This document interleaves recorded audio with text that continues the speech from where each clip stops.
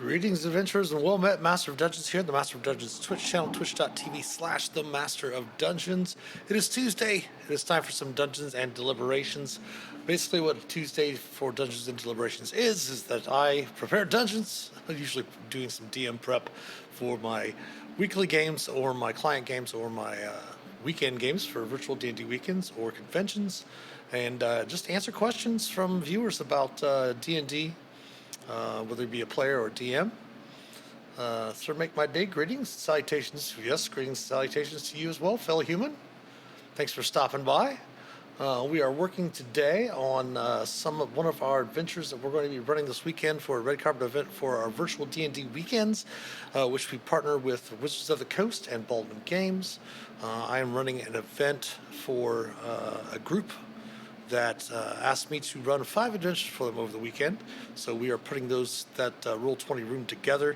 We're working on an adventure here, and then I'm going to go through, if I have enough time in the hour that we stream on Tuesdays, to see if I can go through and set up the other room, as we're going to be running a adventure called Power and Pieces.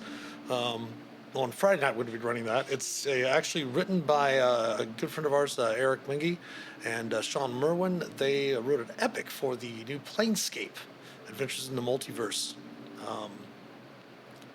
hardcover set that came out, and they premiered it at PAX Unplugged first weekend of December, and then we're going to be running it again this weekend as well. So we're going to create a Planescape room and then put that adventure into that as well.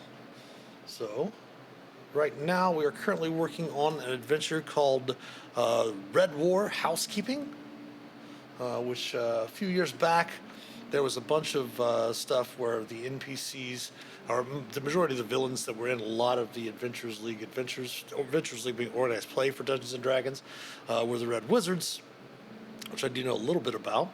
And they decided, the community got together and decided to have what was called a Red War, where all of the factions, basically 5th edition D&D from the Player's Handbook, being the Lords Alliance, Emerald Enclave, Order of the Gauntlet, Zentarum, and the Harpers, all banded together to fight against the Red Wizards, basically.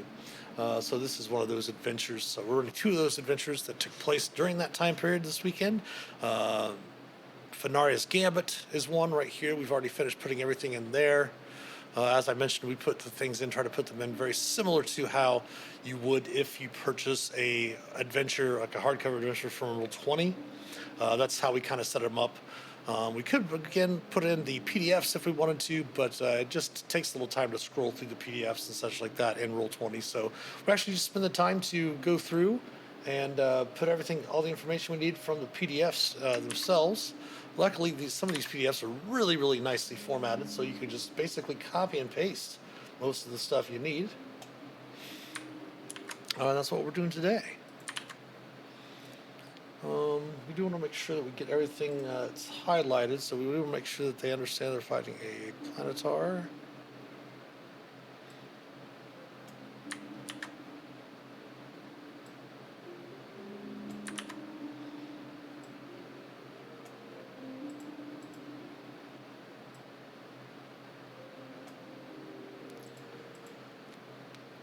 This is a Tier 3 adventure. So, sir, make my day. Are you a DM? How long have you been playing Dungeons & Dragons?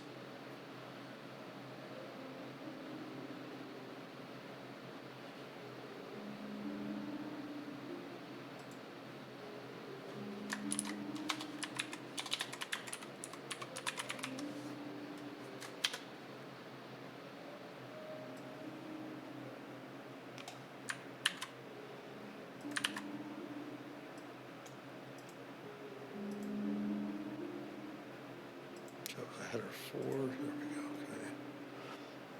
Bodies recovered.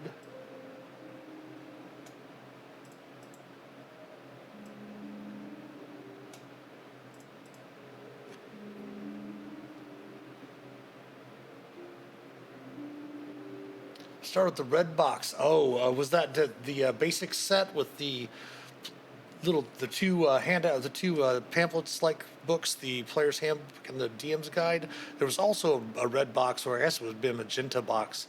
That was because there was Moldave and Mincer. I think Moldave did the early ones, then Mincer did the later ones, I believe, if I remember correctly. I started actually myself with the magenta box where the rule book was just one single book, and then we quickly went over as soon as the red box came out to playing that, and then within probably a couple of months went straight to advanced D&D.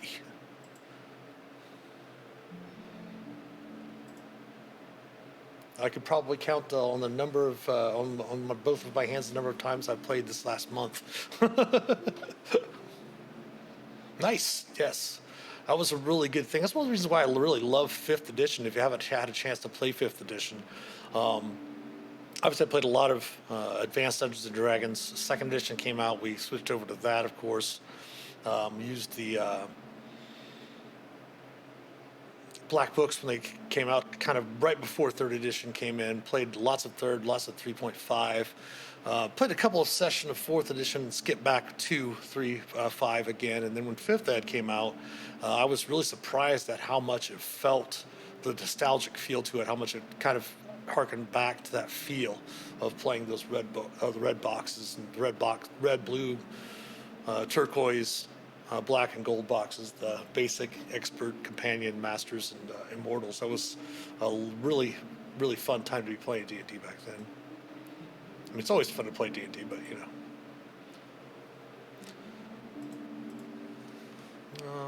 Put this into a quote, even though we don't use that for box text. This is a box text.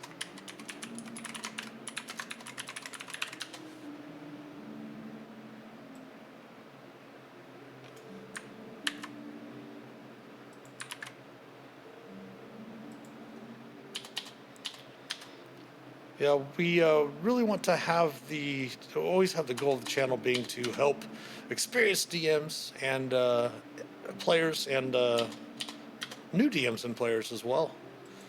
I've been a DM just this past year at Gen Con, celebrated my 40th year as a Dungeon Master.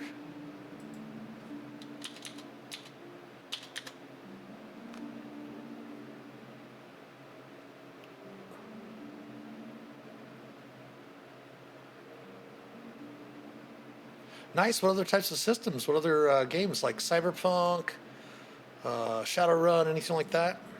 GURPS.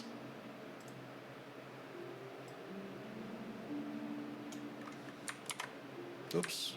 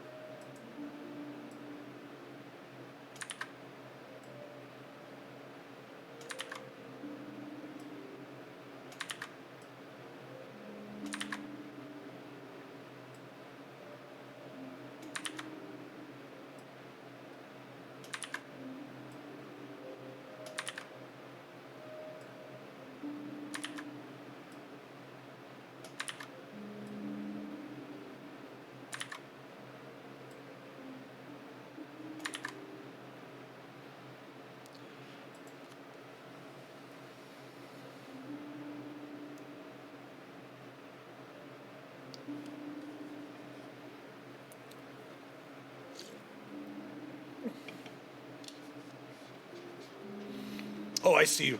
The time of that you played as a player on the both hands. I get you.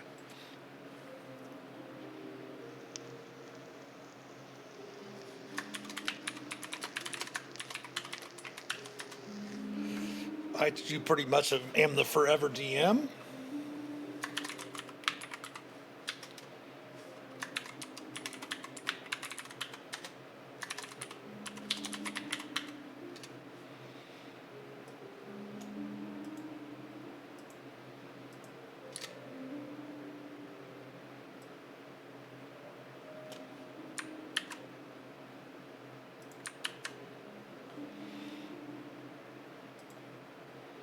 Who counts as undead and celestial? That's interesting.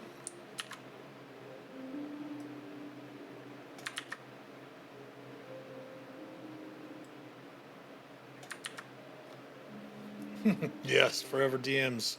Welcome.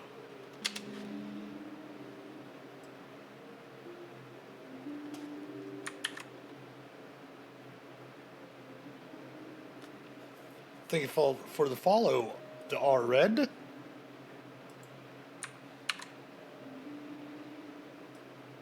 We are working on some DM prep for this virtual D&D weekend. Basically, what the virtual D&D weekends are is every month, partnered with Baldwin Games and Wizards of the Coast, we will go through and run basically a 3-day convention online every month, where we play a lot of Adventurers League, which is organized play for 5th edition. And then we also do some, there's homebrew games as well, or just normal D&D, or however you want to call it. Still weird using the term homebrew for me, but anyway.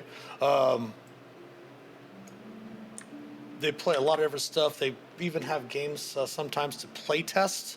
All of the new 1D&D playtest material that comes out with for Unearthed Arcana. As a matter of fact, on Wednesdays, for our stream on Wednesdays, we call it Tavern Talks with Shifty Boar, and I just go through and do my first reactions to live stream the playtest material. They just came out with Player's Handbook Playtest 8. It's actually their 9th release of playtest material for the new 1D&D, basically 5.5 edition. We always go through and review that on Wednesdays, and they will sometimes run those events as well. I want to put the website in case anyone's interested to go pick up. Check out the virtual D&D weekends.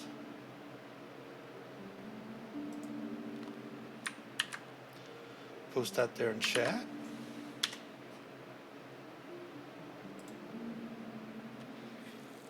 Lots of great DMs there. I'm also our story lead, or co-story lead, I should say, for the Adventurers League and Wizards of the Coast produce Adventurers League content for produce Adventurers League content that went along with the hardcovers as they came out.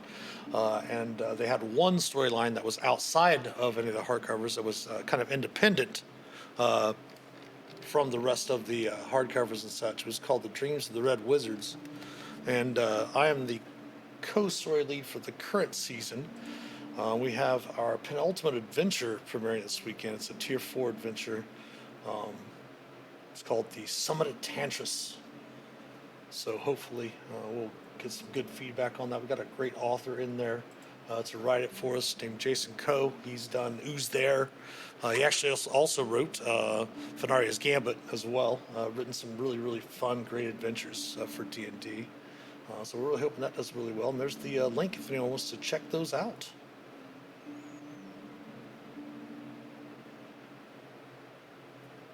Souls free, that's all for that page. On to the next part. Scene to E and tower.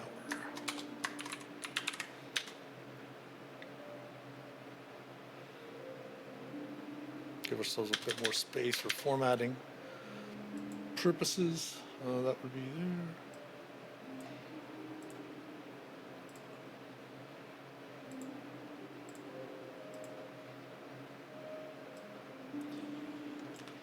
A lot of 5th edition adventures also, obviously, if you played a lot of them, or I should say run a lot of them, always have a lot of the different faction missions and stuff like that. And Adventurers League actually used to lean heavily on the interaction to factions, which we kind of did in our new storyline. It's the 4th arc for the Dreams of the Red Wizards. We actually leaned a little bit into that as well, introducing some other factions working. They've introduced previously the Court of the Maelstrom, obviously from Storm King's Thunder with Queen Sarissa. Uh, I even brought in some Brigand Dareth faction member, like a faction leader from Waterdeep, into the current storyline.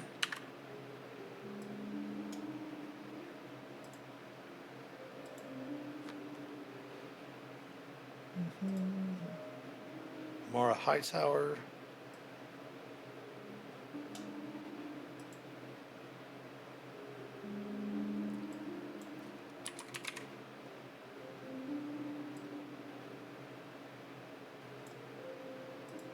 Now, the thing that's interesting about Adventurers League, I always like to explain for people that are maybe not aware of what Adventurers League is that basically whenever you play D&D, you always play basically by whatever the house rules the DM has, and such like that. Go from place to place. Different DMs have different house rules and such like that. Well, with Adventurers League, it's basically everyone just plays by the same house rules, which is rules as written. So you can't really make any. You still have empowerment as a DM to interpret the adventure, all this stuff like that. But they don't use variants like in some, like when I play non-AL stuff, I'll use the variant for healing surges, especially when the characters don't have their enough healers in their group, allow them to spend their hit dice as an action to heal. Or I will also use flanking, where you'll get advantage if you're on the exact opposite sides of the monster or the NPC. And those are variants that aren't used in Adventurers League. They do use some variants, but it's not a whole bunch of rules. Most of all of it is just rules as written.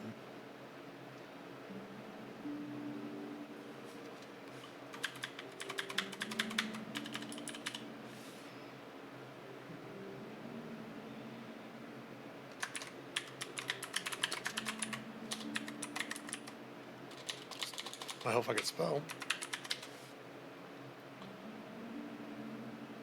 See, there's also developments to put on there too. And treasure.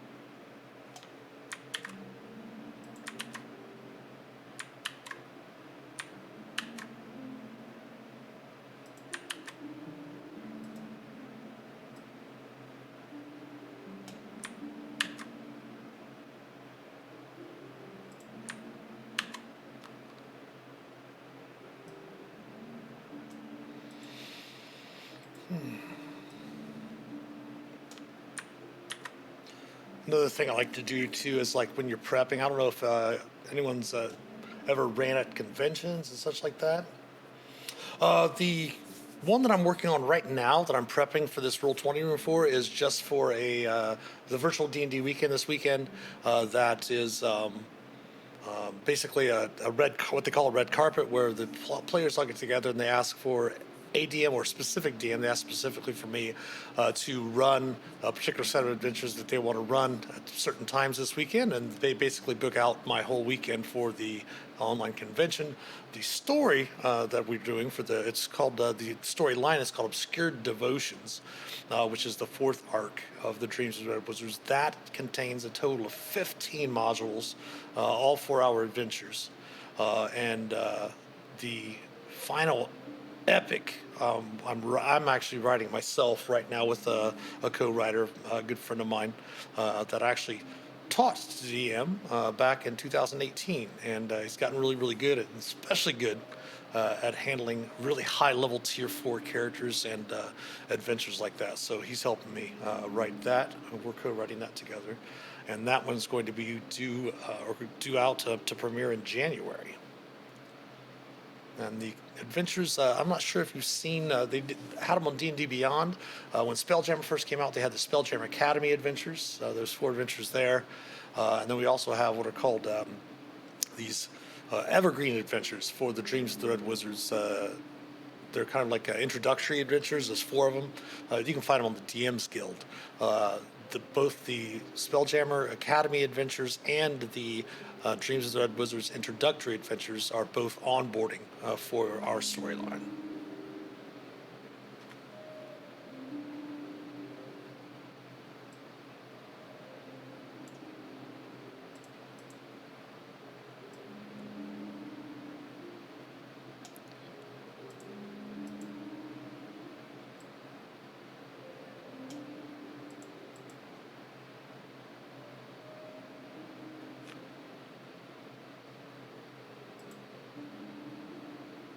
Potion of pure healing.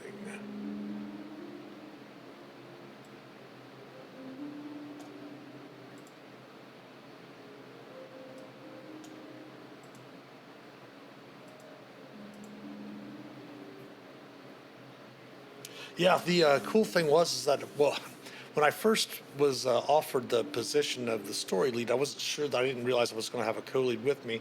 And that night, I really spent I stayed up the whole night and kind of just plotted out a loose outline of the whole storyline. And then when I found out that I was working with the co-lead, I met with Cassandra, my co-lead, and she's just an amazing writer herself.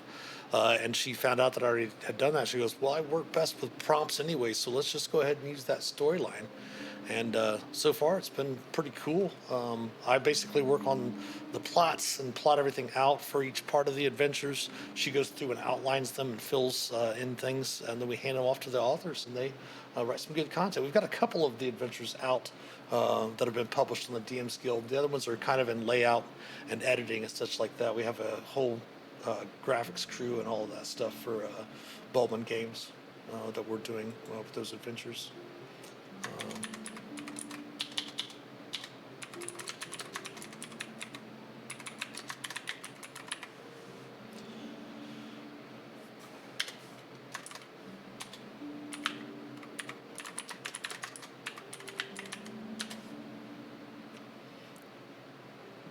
Ever been a convention done AL play? What percentage do you estimate is theater to mind versus map and grid based? That's an interesting question. Depends on the DM. Being old school myself, being used to, before I was even able to afford graph paper, using plain notebook paper to draw maps out on. We had those old pewter miniatures and lead miniatures that, definitely are not safe for kids to have anymore. But I always like using, especially when I go to conventions, I'll basically just use I think it's Citadel or Chessex has the big wet erase grids. That has one has the hex grid on one side, the other has the normal square grid on the other side. I'll take that with me. I did just pick up, and for those of you that are interested, I don't know if you've heard of Ollie's Discount Ben or something like that. I can't remember what it's called. I just went out the other day and found the new creature case, campaign case, and the terrain campaign case. They have them for $3. Instead of buying them for $50 online, you can go to Ollie's if you've got one near you and get it for $3 each.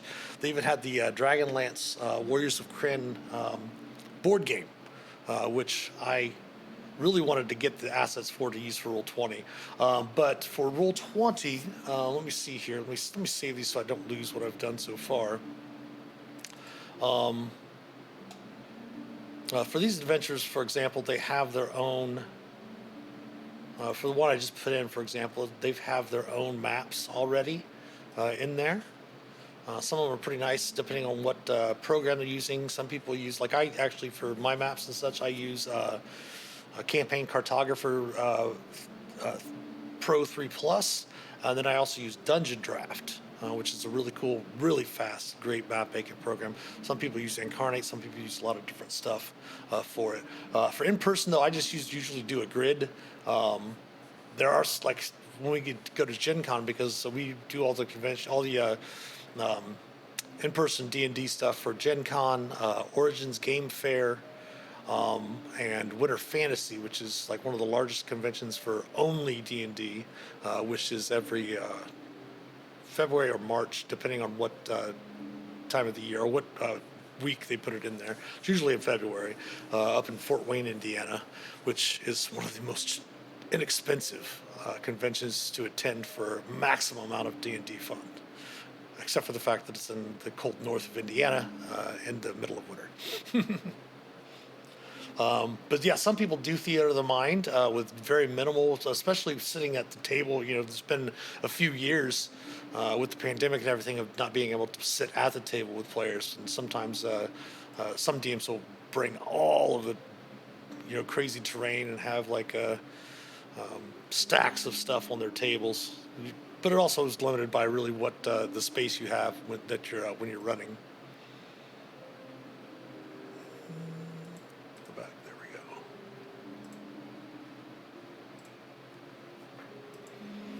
But yeah, I'll typically take just that roll up wet erase. I also have a small little dry erase board that actually does come in the terrain and the campaign case for terrain. They also sell them individually. I've got one of those for really quick things that might not be on those. Some people will actually print out the maps in 1-inch squares for people to use their miniatures. I used to bring a lot of miniatures to the conventions until I left them there, left like $400 worth of miniatures. Luckily, the organizers had found it, and one of the other DMs brought it by my house on their trip home from the convention. So I started bringing like little starbursts or candies or something, some stuff with like zero sugar in them, and I'll use that as the bad guys. And then when someone defeats a bad guy, they get a little treat for defeating the bad guys.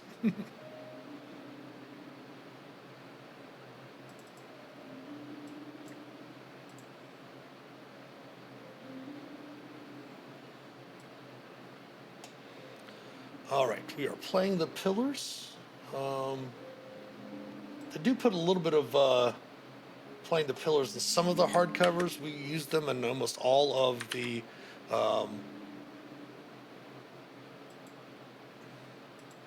Adventures League adventures. Basically meaning you'll have an option for players that are really into combat. You'll have an option for players that are really into the more of the exploration and skill-based things, and you'll have the social chances for players that aren't necessarily optimized for combat. Most of the time, you're going to find players in AL are completely optimized for combat.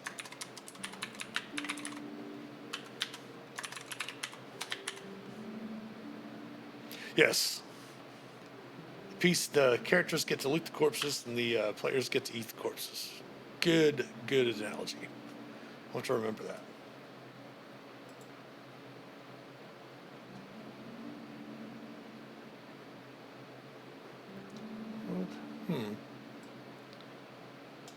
I think my headset keeps turning off because I don't have any stuff coming through. I'm gonna turn some of the music on here. Here we go.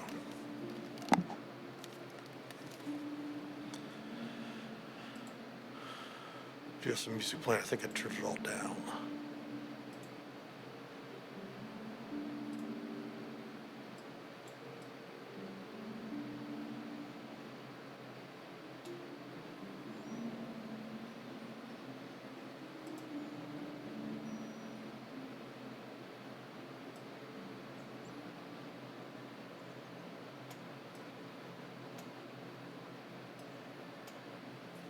There we go.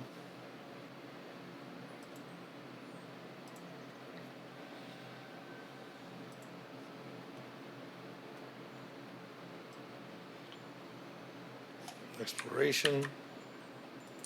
Playing the pillars. Oops.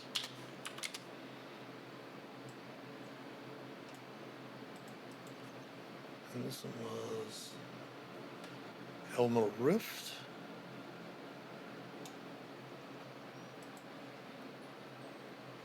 Trapdoors.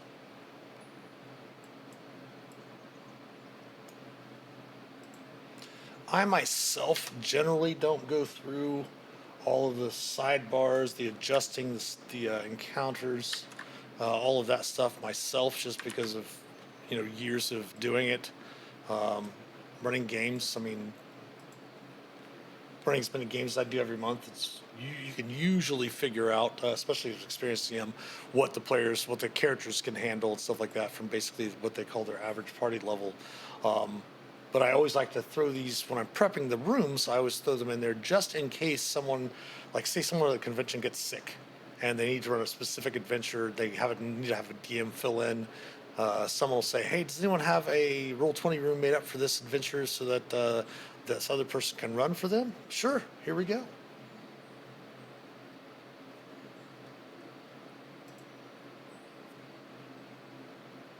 All right, that's that part. Was it the end of that one? What episode was that? H or E? Okay, was that the last one?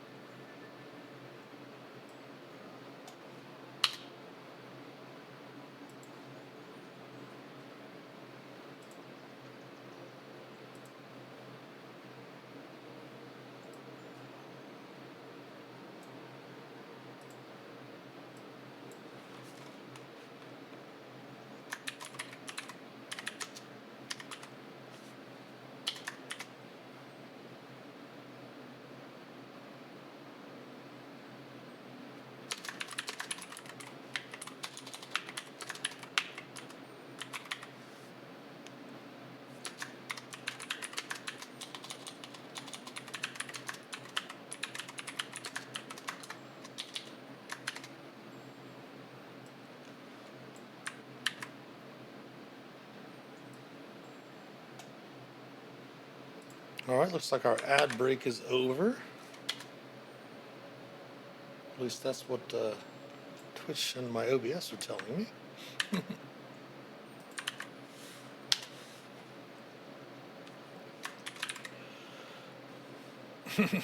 Welcome back, welcome back.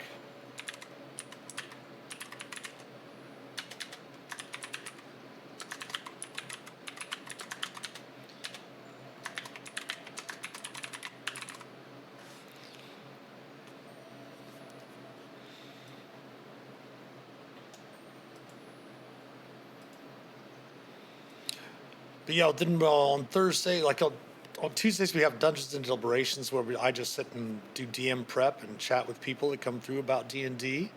And then on Wednesdays, again, as I mentioned earlier, we do oops, I need to bring that down there. We do our Tavern Talks with Shifty Boar where we discuss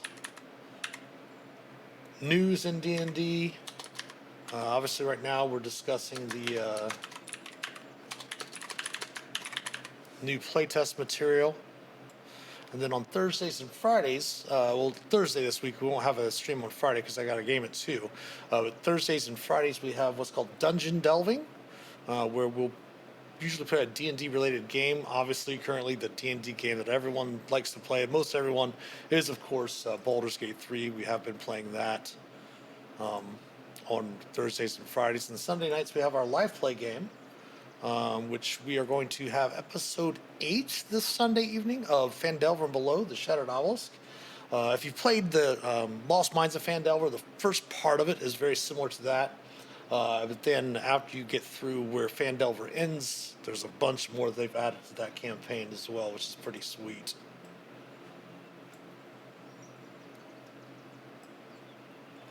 We run that from 7 p.m. to 10 p.m. Eastern on Sunday evenings. And then Monday's the only night that I do something that's not D&D related. I usually like to, when I'm when I do a lot of client games and stuff like that, when people are paying me to run games, I have a tendency to make sure they really enjoy themselves, make sure that they feel like heroes, bring them to the brink of their character's death or something like that, but generally, especially with Adventures League, it's kind of pointless. I always find that the threat of their character dying is more of a thrill to them than their character actual dying, than having to sit there for however long it is for them to get raised back up before they can actually play. So on Monday nights, I shift gears a little bit and do something non D&D, which is play Dead by Daylight. That way I can do all the killing that I want of survivors and not have to worry about players not being able to participate. There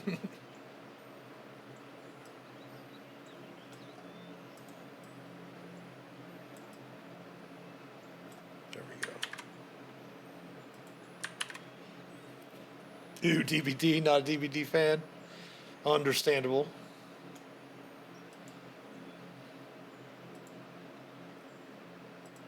I actually had signed up for the beta of the game back in 2015, maybe early 2016, and completely forgot about the game. Had all this other stuff going on.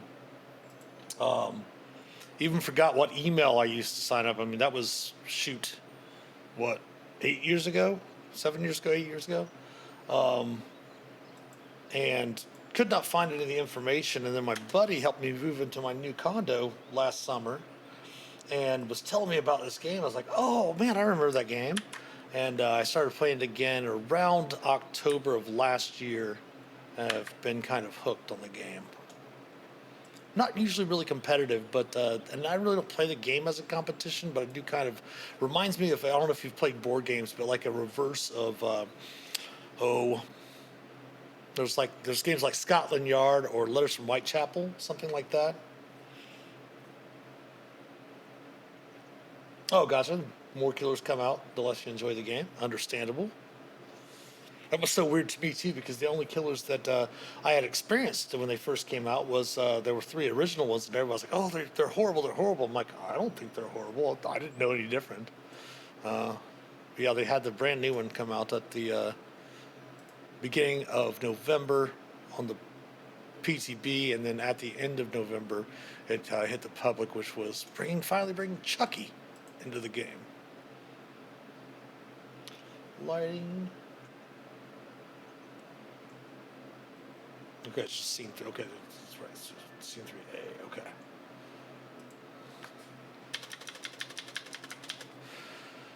We're formatting.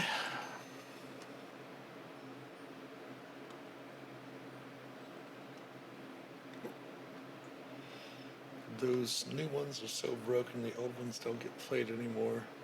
Yeah, I can see that a little bit. Although the best killer in the game is still the nurse.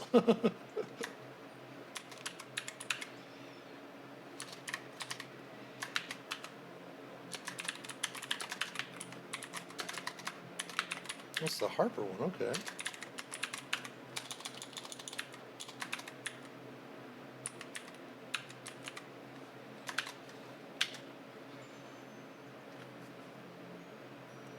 So why is that? Okay, it just must be because it's a printer for a new version. Okay.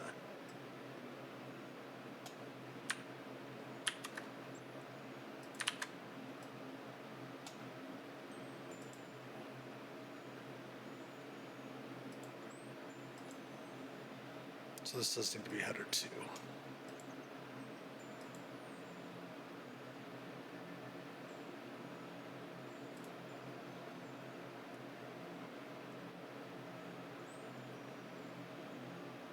Gotcha, okay.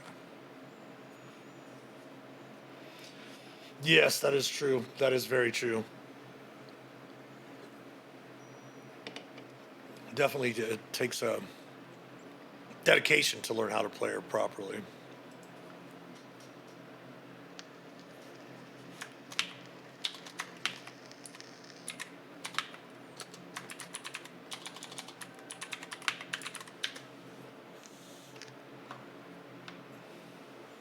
I'm going to put all these headings in first.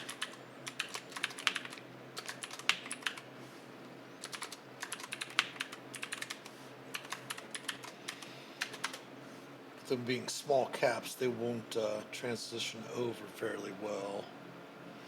And put a quote there.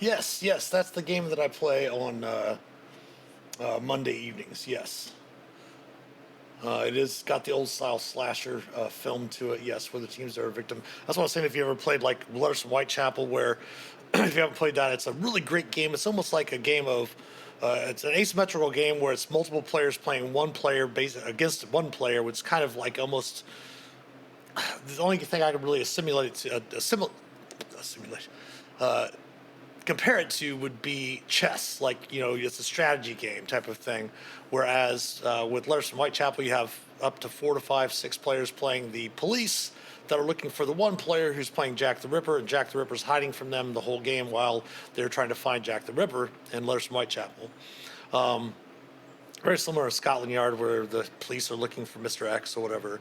And then, of course, it's the opposite in Dead by Daylight, where the one killer in the asymmetrical game is playing against the 4 survivors that are trying to escape them. And it does have a lot of there's a lot of it's 50-50 guessing games, hoping you are the right way, and then a lot of it is what they call mind games and just basically strategy. Some people call it mind games. I just call it strategy. Treasure Point the Pillars. Let's go with that. Do that real quick.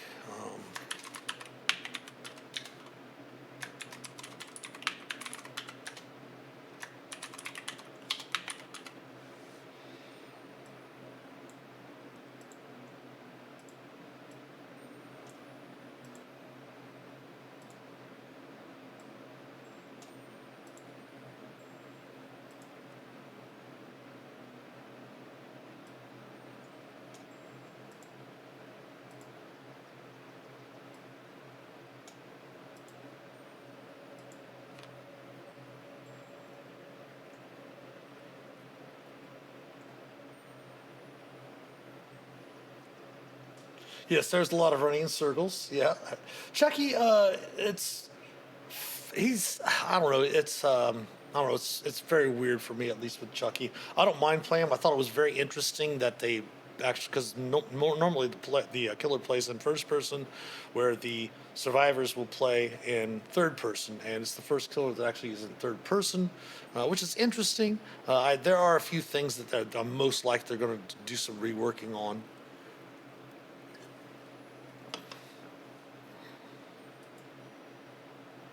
All right, so I think we've got everything there. So we should just be able to do this.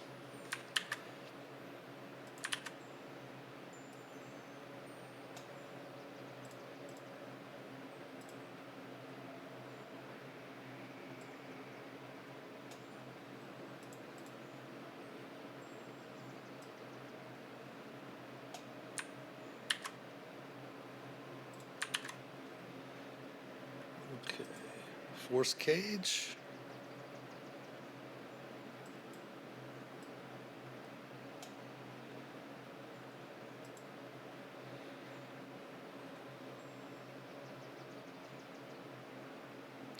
Warlord.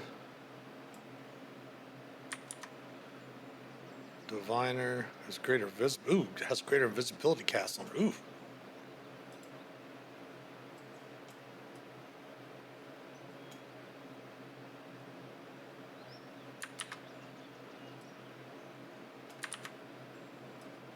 Oops, an archmage. The concentration on greater visibility. Okay. Don't know why the warlord would have greater visibility cast on him instead of the archmage.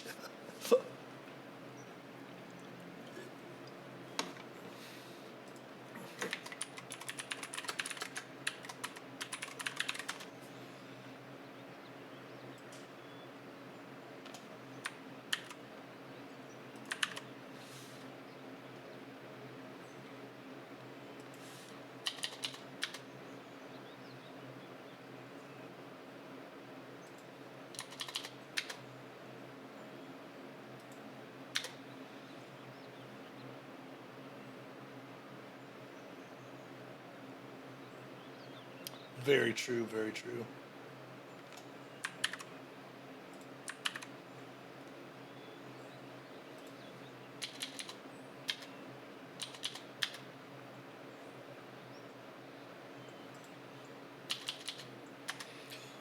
What these adjusting the encounters are is basically when each adventure are written for a certain tier in D&D. So obviously, first through fourth levels tier 1, fifth through 10th tier 2, 11 through 16 tier 3, 17 through 20 tier 4. And when they write them with what's called an average party level. So a tier 1 adventure is written for first and third, fourth level characters, but it's written for an average party level of 3. So it's written for third level characters. Your tier 2 adventures are written for 8th level, your tier 3 are written for 13th, and your tier 4 are written for 18th level. And basically, how you adjust the level or the power of the adventure is based on your average party level. So basically, you add up all the characters' levels, divide it by the number of players, and that's what you come up with, rounding down, you come up with for your average party level. And then there's a little chart at the back of the adventures that will tell you what the whether it's a weak party, a very weak party, a strong party, etc. So that's what these adjusting encounters are for especially for DMs that may not be extremely experienced, maybe only have been playing for like 4 or 5 years. They can quickly look at these and figure out how to adjust them for their table.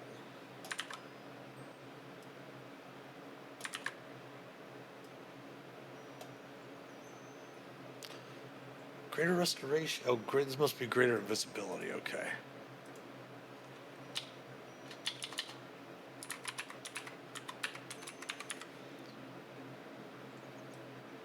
Must be a typo. It's like there's no concentration on greater restoration.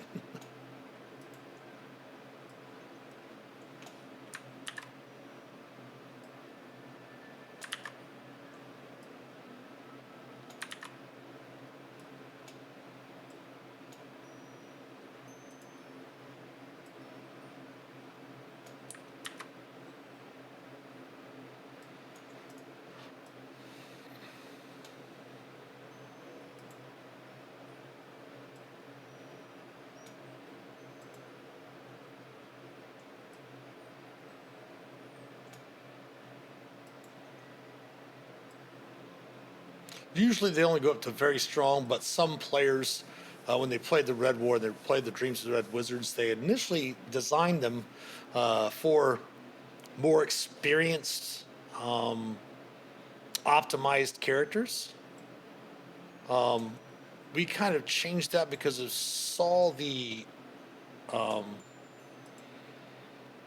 audience basically kind of dwindle from other D&D play. You saw obviously a lot of tier 1, tier 2 play. Some tier 3 play, very little tier 4 play, unless it's either homebrew or not, definitely at least not in organized play. So we kind of changed that up a little bit with the new storyline, make it a little bit more inclusive for everybody that wants to play D&D. You can play it hard mode, or you can play it just regular fun mode.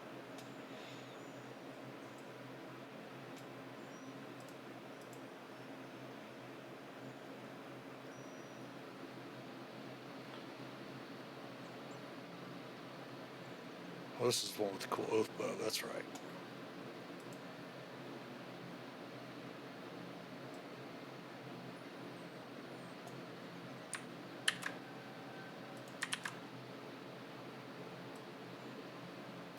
I think that's the name for the oath bow, is Siana's Folly. What systems other than D&D have I tried? I've made a couple of my own systems. I haven't really published any of them or anything like that. I played those. I'm a huge fan of Cyberpunk. I have not had a chance to play Cyberpunk Red yet. My nephew, who is in his mid 20s, just got turned away. I turned him on to D&D back 2016, something like that. But he plays D&D and just got into Cyberpunk Red.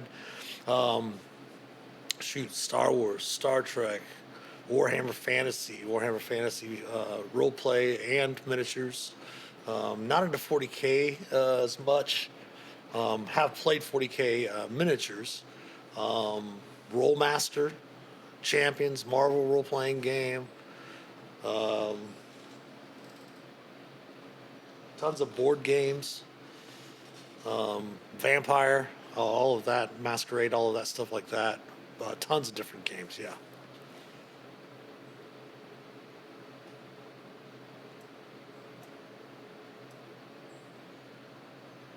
Oh, wait.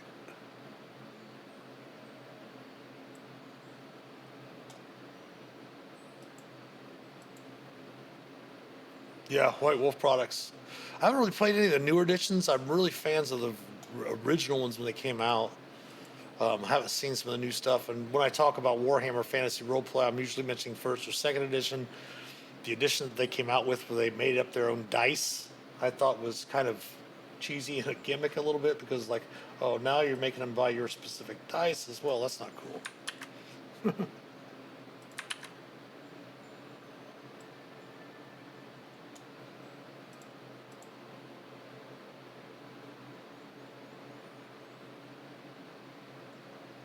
Yes. I really loved the thing I loved about the White Wolf system back there, storyteller system, I think it was that you could play Vampire the Masquerade and all of the products that came out for it and all the supplements that came out with it just by itself. Or you could play Werewolf the Apocalypse and all the supplements that came out with those by itself. Or you could play both of them together, playing with all or whatever pick of your supplements that you wanted. And then Mage, the Ascension, what was there's Wraith. I can't remember what the Wraith one was called. The Changeling or something like that, maybe. But yeah, all of those I really dug. That was obviously with the same company that did Ars Magica, which was cool.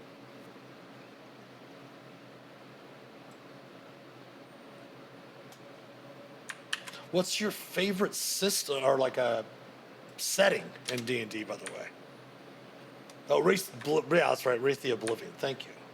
And there was Changeling was a different one that was part of that as well, wasn't it? That's what it was, probably.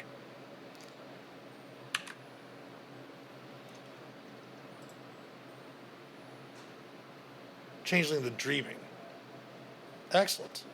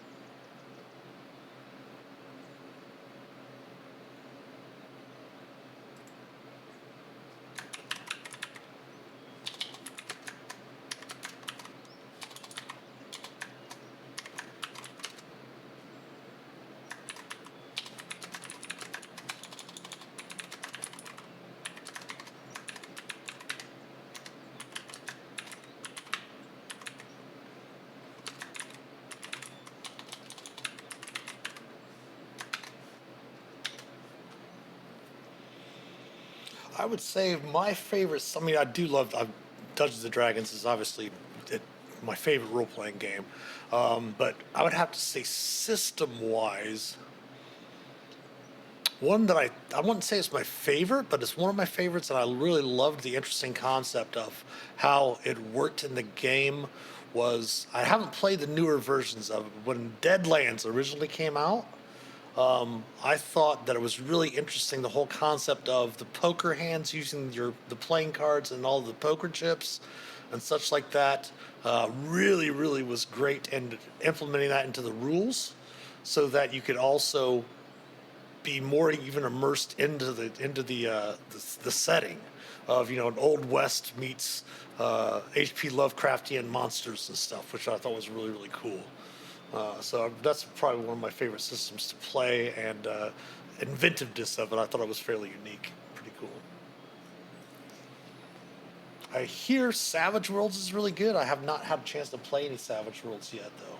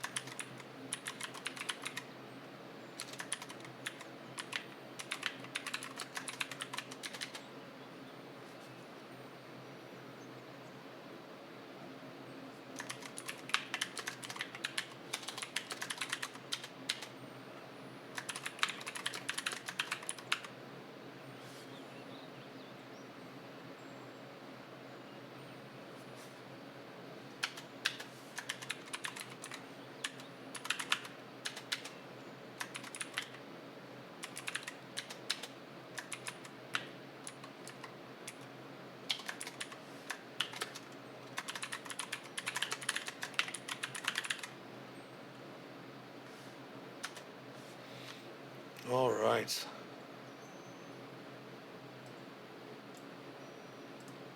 We are almost finished putting everything in here, which is awesome, as it is coming to the close of the stream.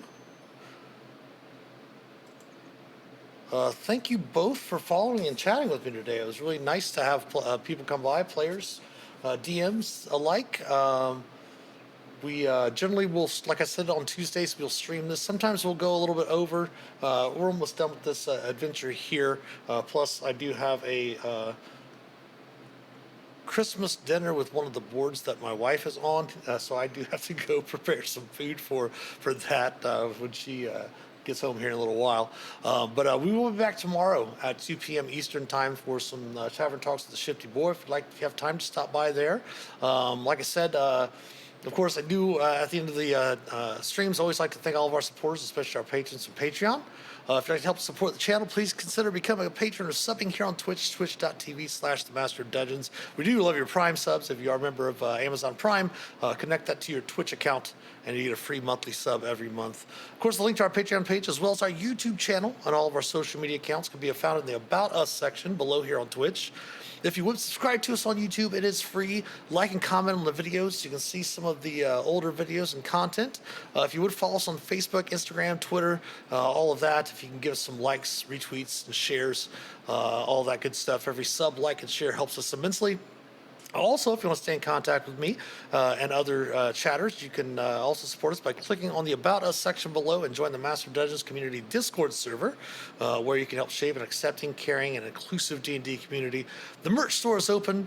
We're going to go through tomorrow probably and put a few discounts on there for up to the holidays. If anyone wants to pick anything up from the merch store. Now, also, we are planning on after the New Year's simulcasting, not only here on Twitch but also on another platform called Kick. If you check that out, once we get 75 followers on kick.com/masterofdungeons, we're going to do a few test streams over there, not interfering with our Twitch schedule outside of that, and then eventually simulcasting on both platforms as well. But both of you, thank you so much for the follows today. For those watching, it looks like we maybe had another viewer towards the end or maybe the beginning. But thank you for watching. We'll be back again tomorrow with some Tavern Talks at the Shifty Board, looking into more of the Player's Handbook Playtest 8 for the new books coming out for the 50th anniversary of Dungeons & Dragons. Have a wonderful rest of your day, and as always, happy adventuring. Take care. We'll talk to you soon.